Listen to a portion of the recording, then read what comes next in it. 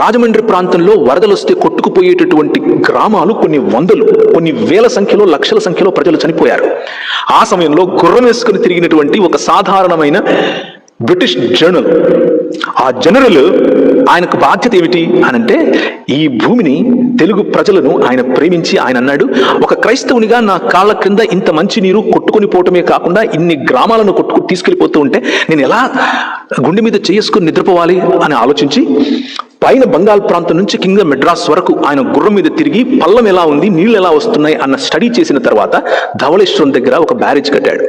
దాని కారణంగా వరద బాధితులు అయినటువంటి తూర్పు మరియు పశ్చిమ గోదావరి జిల్లా వాళ్ళు ఈరోజు ఆ మట్టి తీసుకుని వెళ్ళి ఏ ల్యాబొరేటరీలో ఇచ్చినా కానీ భారతదేశంలో ఉండేటటువంటి అతి సుభిక్షమైన, అతి సారవంతమైన, అతి శ్రేష్టమైన నేలగా చెప్తారు. కారణం ఏంటి అంటే, ఒక్క మనిషి చూసిన విజన్. ఆ విజన్ ఏంటి అని అంటే, I love my people, I love Telugu people.